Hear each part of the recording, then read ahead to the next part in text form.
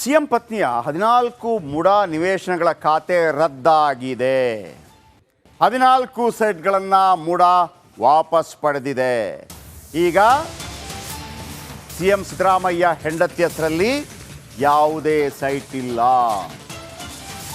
ವಿಜಯನಗರದ 3ನೇ ಮತ್ತು 4ನೇ ಬಡಾವಣೆಯ ನಿವೇಶನ, ಬೆಳಗ್ಗೆ ಅಷ್ಟೇ ನಿವೇಶನ ವಾಪಸ್ಗೆ ಸಿಎಂ ಪತ್ನಿ ಮನವಿ.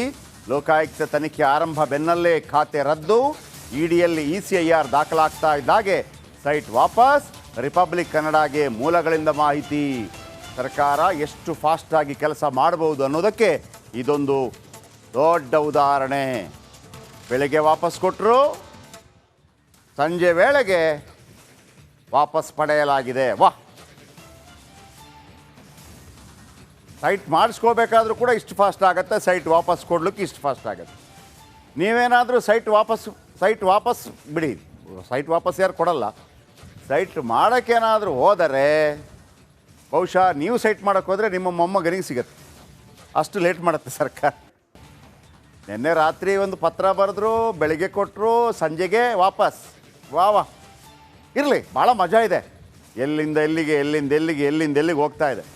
ವೀಕ್ಷಕರೇ, ಒಂದೇ ಫೈನಲ್.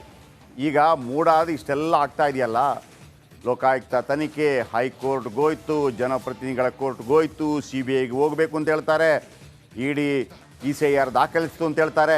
ಏನಕ್ಕೆ ಫೈನಲಿ? ನ್ಯಾಯಯುತವಾಗಿ ಹೇಳಿದರೆ ಅದರಲ್ಲಿ ತಪ್ಪಾಗಿದೆಯಾ, ಸರಿಯಾಗಿದೆಯಾ, ಅಧಿಕಾರ ದುರ್ಬಳಕೆ ಆಗಿದೆಯಾ, ವಗೇರೆ. ಎರಡನೇದೇನು, CM ಸಿದ್ದರಾಮಯ್ಯ ರಾಜೀನಾಮೆ ಕೊಡ್ತಾರಾ ಅಂದರೆ CM ಸಿದ್ದರಾಮಯ್ಯನವರು, ಇದು ಪಾಲಿಟಿಕಲ್, CM ಸಿದ್ದರಾಮಯ್ಯನವರು ಮುಖ್ಯಮಂತ್ರಿ ಪಟ್ಟದಿಂದ ಕೆಳಗಿಳಿತಾರಾ?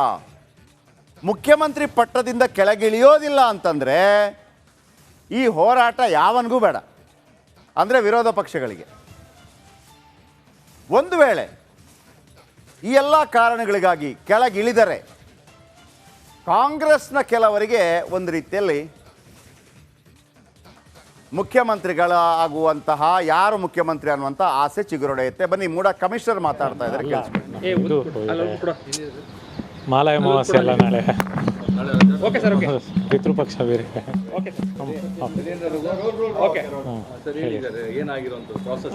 ನೀವು ಕೇಳಿ. ಈಗ ಬೆಳಿಗ್ಗೆ ನಿಮ್ಮೆಲ್ಲರಿಗೂ ತಿಳಿಸಿದಂತೆ ನಮಗೆ ಒಂದು ಪತ್ರ ಕೊಟ್ಟಿದ್ದರು ಶ್ರೀಮತಿ ಪಾರ್ವತಿ ಅವರ ಮಗ ಆದಂಥ ಡಾಕ್ಟರ್ ಯತೀಂದ್ರ MLA ಅವರು. ಅದ್ರ ಬಗ್ಗೆ ನಾನು ಬೆಳಿಗ್ಗೆ ಮಾತಾಡಿದಾಗ ತಮಗೆ ಅದೆಲ್ಲ ನೋಡಿಕೊಂಡು ಪ್ರೋಸೆಸ್ ಮಾಡಿ ಯಾವ ಥರ ಇದೆ ಏನು ಅಂತ ನೋಡಿಕೊಂಡು ನಾವು ಎಲ್ಲ ವಿಚಾರಿಸ್ಕೊಂಡು ಸೊ ಅದ್ರ ಬಗ್ಗೆ ಆ್ಯಕ್ಟ್ಸು ರೂಲ್ಸ್ ಏನಿದೆ ಎಲ್ಲ ನೋಡಿಕೊಂಡು ಮುಂದಿನ ಕ್ರಮ ಕೈಗೊಳ್ತೀನಿ ಅಂತ ಹೇಳಿದೆ. ಅದ್ರ ಪ್ರಕಾರ ನಾವೆಲ್ಲ ನೋಡಿಕೊಂಡು ಸೊ ನಮ್ಮ ಆ್ಯಕ್ಟಲ್ಲಿ ಏನಿದೆ, ಪ್ರಾವಿಷನ್ಸ್ ಇದೆಯಾ ಇಲ್ವಾ ಎಲ್ಲ ನೋಡಿಕೊಂಡ್ವೆ. ನಮ್ಮ ಆ್ಯಕ್ಟಲ್ಲಿ ಪ್ರಾವಿಷನ್ಸ್ ಇದೆ, ಸ್ವಇಚ್ಛೆಯಿಂದ ವಾಪಸ್ ಕೊಟ್ಟಾಗ ತಗೊಳ್ಳೋಕ್ಕೆ ಪ್ರಾವಿಷನ್ಸ್ ಇದೆ. ಅದ್ರ ಪ್ರಕಾರ ಅದೇ ರೀತಿ ನಮ್ಮ ಪ್ಯಾನಲ್ ಅಡ್ವೊಕೇಟ್ಸ್ನ, ನಮ್ಮ ಲೀಗಲ್ ಆಫೀಸರ್ನ ಎಲ್ಲ ಕನ್ಸಲ್ಟ್ ಮಾಡಿಕೊಂಡು ಎಲ್ಲ ಕರೆಕ್ಟ್ ಇದೆ ಅನ್ನೋದಕ್ಕೆ ಅಂತ ಹೇಳಿದ್ದಕ್ಕೆ ಸೊ ನಾವು ಡಿಟರ್ಮೈನ್ ಮಾಡಿಕೊಂಡು we arrived at a conclusion and ನಾವು ಇದನ್ನು ನಮಗೆ ವಾಪಸ್ ತೊಗೋಬೇಕು ಅಂದ್ಬಿಟ್ಟು ಒಂದು ಆದೇಶ ಮಾಡಿ ಇದು ಮಾಡಿದ್ದೀವಿ. ಸೇಲ್ ಡೀಡ್ ಕ್ಯಾನ್ಸಲ್ ಮಾಡೋಕ್ಕೆ ನಾವು ಆದೇಶ ಮಾಡಿ ಸಬ್ ರಿಜಿಸ್ಟರ್ ಅವ್ರು ಕೊಟ್ಟಿದ್ವಿ. ಮೂಡ ಹೆಸರಿಗೆ ಬರುತ್ತೆ. 14 ಈಗ ಶ್ರೀಮತಿ ಪಾರ್ವತಿ ಅವರ ಹೆಸರು ಇದ್ದಿದ್ದು ನಮ್ಮ ಮೂಡ ಹೆಸರಿಗೆ ಬರುತ್ತೆ. ಇದರಿಂದ ನಮಗೂ ನಮ್ಮ ಆಸ್ತಿ ನಮಗೆ ಬಂದಂಗೆ ಆಗುತ್ತೆ, ಫೈನಾನ್ಷಿಯಲಿನೂ advantages. Plus it is according to the law. ಅದ್ರ ಪ್ರಕಾರ ಡಿಸಿಷನ್ ತೊಗೊಳ್ತೀವಿ.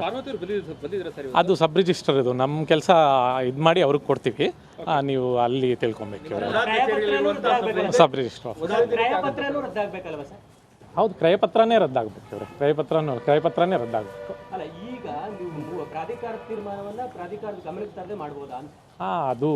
ಅದಕ್ಕೇನು ಇದಿಲ್ಲ, ನಾವು ಮತ್ತೆ ಇದು ಮಾಡ್ಕೋತೀವಿ. ನಮ್ಮ ಆ್ಯಕ್ಟಲ್ಲಿ ಪ್ರಾವಿಷನ್ಸ್ ಇದೆ, ಅದ್ರ ಪ್ರಕಾರ ನಾವು ಮಾಡಿದ್ವಿ. ಹೌದೌದು, ಅಲ್ಲಿ ಕ್ಯಾನ್ಸಲ್ ಆಗುತ್ತೆ, ನಾವು ಕಳಿಸ್ಕೊಟ್ಟಿದ್ವಿ. ಹೌದು.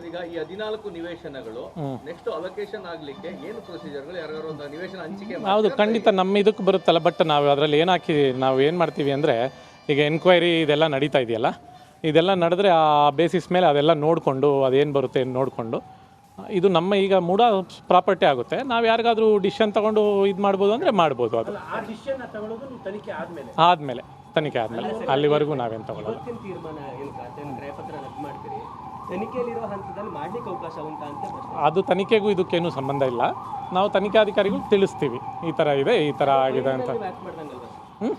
ಅದೇ ಫೈಲ್ ಮೇಲೆ ನೀವು ಆಕ್ಟ್ ಮಾಡ್ದಂಗಲ್ವಾ ಸರ್? ಆ ಫೈಲ್ಗೂ ಈ ರಿಲೇಟೆಡ್ಗೂ ಅದಕ್ಕೂ ಏನೂ ಸಂಬಂಧ ಇಲ್ಲ. ವಿಚಾರಣೆಯಲ್ಲಿ ಇದೆಯಲ್ಲ ಇಲ್ಲ ನಮ್ಮ ಪ್ರಾವಿಜನ್ಸಲ್ಲಿದೆ, ನಮ್ಮ ಪ್ರಾವಿಜನ್ಸ್ ಪ್ರಕಾರ ತೊಗೊಂಡು. ಸರ್, ಈಗ ಇದನ್ನ ತಾವು ಲೋಕಾಯುಕ್ತಕ್ಕೆ ತಿಳಿಸ್ತೀರಾ ಸರ್? ಹೌದೌದು, ಖಂಡಿತ ತಿಳಿಸಿ. ಲೋಕಾಯುಕ್ತಕ್ಕೆ, ಜಸ್ಟಿಸ್ ದೇಸಾಯಿ ಆಯೋಗಕ್ಕೆ, ಸರ್ಕಾರಕ್ಕೆ ಎಲ್ಲರಿಗೂ ತಿಳಿಸ್ತೀವಿ. ಎಲ್ಲರಿಗೂ ತಿಳಿಸ್ತೀವಿ. ಲೆಟರ್ ಕೊಟ್ಟ 24 hours ಅಲ್ಲಿ ಈ ರೀತಿ ಬೇರೆದು ಆಗುತ್ತಾ, ಬರೀ ಈ ಪ್ರಕರಣ ಮಾತ್ರ ಸರ್? ಮಾಡ್ಬೋದು, ಬೇಕಂದರೆ ಅವರು ಇಮಿಡಿಯೇಟ್ಲಿ ಮಾಡ್ಬೋದು ಅಂತ ನಮ್ಮ ಆ್ಯಕ್ಟಲ್ಲೂ ವಿತೌಟ್ ವೇಸ್ಟಿಂಗ್ ಟೈಮ್ ಅಂತಲೇ ಇದೆ. ಅದರಲ್ಲೂ ಏನಂತ ಇದು ಇರೋದು ಸೆಕ್ಷನ್ 8 ಸೆಕ್ಷನ್ 8 ರೂಲ್ಸ್ ಅಲ್ಲಿ ಸೆಕ್ಷನ್ 8 ಅಲ್ಲಿ ಯಾವುದೇ ಸಮಯ ಯಾವುದೇ ರೀತಿ ವಿಳಂಬ ಮಾಡದೇನೆ ತಗೊಳ್ಳಿ ಅಂತಲೇ ಇದೆ ಆ್ಯಕ್ಟಲ್ಲಿ. ಸ್ವಇಚ್ಛೆಯಿಂದ ಕೊಟ್ಟಾಗ ಅದ್ರ ಪ್ರಕಾರ ತೊಗೊಂಡಿದ್ದೀವಿ. ಇಲ್ಲ, ಯಾವುದೂ ಆಗಿಲ್ಲ. ಇವರು ಸ್ವಇಚ್ಛೆಯಿಂದ ಬಂದು ಕೊಟ್ಟಿರೋದು ಇದೆ ಪ್ರಕರಣ. ಹೌದು. ನಾವು ಜನರಲಿ ಏನೇ ಮಾಡಿದ್ರು ನಾವು ಸರ್ಕಾರದ ಗಮನಕ್ಕೆ ತರ್ತೀವಿ, ಸರ್ಕಾರಕ್ಕೆ ಹೇಳ್ತೀವಿ ಪತ್ರದ ಮುಖಾಂತರ. ಲೋಕಾಯುಕ್ತರು ಅಥವಾ ತನಿಖಾ ಸಂಸ್ಥೆಗಳು ಪೆಂಡಿಂಗ್ ಇಡಿ ಅಂದ್ರೆ ಇಡ್ತೀರಾ ಅಥವಾ ನೀವೇ ಸೊಮೋಟವಾಗಿ ಪೆಂಡಿಂಗ್? ಅದು ಮುಂದೆ ನೋಡೋಣ, ಅವ್ರು ಏನಾದರೂ ಹೇಳಿದ್ರೆ. ಅದು ಹೈಪೋಥೆಟಿಕಲ್ ಕ್ವಶನ್ ಅದು. ಅಲ್ಲಲ್ಲ, ಯಾಕಂದ್ರೆ ನಿಮ್ಮ ಸ್ವಂತದ್ದು ಈಗ ಅದನ್ನ ಯಾರಿಗಾರು ಅರ್ಹ ಫಲಾನುಭವಿಗಳಿಗೆ ಕೊಡುವಂತ ಕೆಲಸ ಆಗ್ತದಾ ಅಥವಾ ಓಲ್ಡ್ ಅಲ್ಲಿ ಇಡ್ತಾರ ಅಂತ? ಅದು ಅದ್ರ ಬಗ್ಗೆ ಏನು ಇನ್ನೂ ಇದು ಮಾಡಿಲ್ಲ, ಮುಂದೆ ಹೇಳ್ತೇನೆ. ನಮ್ಮ ಹತ್ರ ಇದೆ, ನಮ್ಮ ಪ್ರಾಪರ್ಟಿ ಅದು. ಈಗ ಜಮೀನಿನ ವಿಚಾರ ಏನು ಸರ್? ಈಗ ಜಮೀನು ವಿಚಾರನೂ ಹಾಗೆ ಇದೆಯಲ್ಲ, 3.16 ಗುಂಟೆ 444. ನಮಗೆ ಇವರು ಇದನ್ನ ವಾಪಸ್ ತಗೊಳ್ಳಿ ಅಂತ ಕೊಟ್ಟಿದ್ರು. ಬೇಸ್ಡ್ ಆನ್ ದಟ್ ವಾಪಸ್ ತಗೊಂಡಿದ್ದೀವಿ. ಅದರ ಆಧಾರದ ಮೇಲೆ ಅವರಿಗೆ ಬದಲಿ ನಿವೇಶನ ಅವ್ರ ಮುಂದೆ ಏನಾದರೂ ಅದ್ರ ಬಗ್ಗೆ, ಅದು ನಮ್ಮದೇ ಆಲ್ರೆಡಿ. ನಾವು ಆಲ್ರೆಡಿ ಲೇಔಟ್ ಮಾಡಿ ಮೂಡ ಅವ್ರು ಲೇಔಟ್ ಮಾಡಿದಾರಲ್ಲ, ಅದು ನಮ್ಮ ವಶದಲ್ಲೇ ಇರುತ್ತೆ. ನಮ್ಮದೇ ಮೂಡಾದೆ.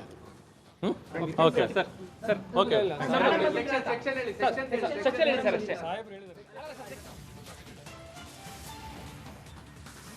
ಓಕೆ, ಇದೀಗ ವಾಪಸ್ ಪಡೆಯಲಾಗಿದೆ, ಈಗ ರದ್ದಾಗಿದೆ. ಸರ್ಕಾರ ಅಧಿಕಾರದಲ್ಲಿದ್ದಾಗ ಫಾಸ್ಟ್ ಆಗುತ್ತೆ. ಬೇರೆ ಸರ್ಕಾರ ಇದ್ದಿದ್ರೆ 4 ದಿವಸ. CM ಪತ್ನಿಯ 14 ಮುಡಾ ನಿವೇಶನಗಳ ಖಾತೆ ರದ್ದಾಗಿದೆ. 14 ಸೈಟ್ಗಳನ್ನು ಮುಡಾ ವಾಪಸ್ ಪಡೆದಿದೆ. ಈಗ CM ಸಿದ್ದರಾಮಯ್ಯ ಹೆಂಡತಿ ಹೆಸರಲ್ಲಿ ಯಾವುದೇ ಸೈಟ್ ಇಲ್ಲ. ವಿಜಯನಗರದ 3ನೇ ಮತ್ತು 4ನೇ ಬಡಾವಣೆಯ ನಿವೇಶನ. ಬೆಳಗ್ಗೆ ಅಷ್ಟೇ ನಿವೇಶನ ವಾಪಸ್ಗೆ CM ಪತ್ನಿ ಮನವಿ. ಲೋಕಾಯುಕ್ತ ತನಿಖೆ ಆರಂಭ ಬೆನ್ನಲ್ಲೇ ಖಾತೆ ರದ್ದು. ಇಡಿಯಲ್ಲಿ ECIR ದಾಖಲಾಗ್ತಾ ಇದ್ದಾಗೆ ಸೈಟ್ ವಾಪಸ್. ರಿಪಬ್ಲಿಕ್ ಕನ್ನಡಗೆ ಮೂಲಗಳಿಂದ ಮಾಹಿತಿ. ಸರ್ಕಾರ ಎಷ್ಟು ಫಾಸ್ಟಾಗಿ ಕೆಲಸ ಮಾಡಬಹುದು ಅನ್ನೋದಕ್ಕೆ ಇದೊಂದು ದೊಡ್ಡ ಉದಾಹರಣೆ. ಬೆಳಗ್ಗೆ ವಾಪಸ್ ಕೊಟ್ಟರು, ಸಂಜೆ ವೇಳೆಗೆ ವಾಪಸ್ ಪಡೆಯಲಾಗಿದೆ. ವಾಹ್, ಸೈಟ್ ಮಾಡಿಸ್ಕೋಬೇಕಾದ್ರೂ ಕೂಡ ಇಷ್ಟು ಫಾಸ್ಟ್ ಆಗುತ್ತೆ, ಸೈಟ್ ವಾಪಸ್ ಕೊಡ್ಲಿಕ್ಕೆ ಇಷ್ಟು ಫಾಸ್ಟ್ ಆಗುತ್ತೆ. ನೀವೇನಾದರೂ ಸೈಟ್ ವಾಪಸ್ ಬಿಡಿ, ಸೈಟ್ ವಾಪಸ್ ಯಾರು ಕೊಡಲ್ಲ. ಸೈಟ್ ಮಾಡೋಕ್ಕೇನಾದರೂ ಹೋದರೆ ಬಹುಶಃ ನೀವು ಸೈಟ್ ಮಾಡೋಕ್ಕೆ ಹೋದರೆ ನಿಮ್ಮ ಮೊಮ್ಮಗನಿಗೆ ಸಿಗುತ್ತೆ. ಅಷ್ಟು ಲೇಟ್ ಮಾಡುತ್ತೆ ಸರ್ಕಾರ. ನಿನ್ನೆ ರಾತ್ರಿ ಒಂದು ಪತ್ರ ಬರೆದ್ರು, ಬೆಳಿಗ್ಗೆ ಕೊಟ್ಟರು, ಸಂಜೆಗೆ ವಾಪಸ್. ವಾ ಇರಲಿ, ಭಾಳ ಮಜಾ ಇದೆ.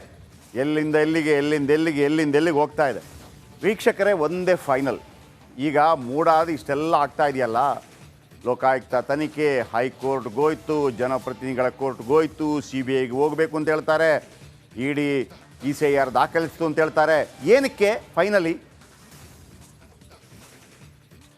ನ್ಯಾಯಯುತವಾಗಿ ಹೇಳಿದರೆ ಅದರಲ್ಲಿ ತಪ್ಪಾಗಿದೆಯಾ, ಸರಿಯಾಗಿದೆಯಾ, ಅಧಿಕಾರ ದುರ್ಬಳಕೆ ಆಗಿದೆಯಾ, ವಗೇರೆ.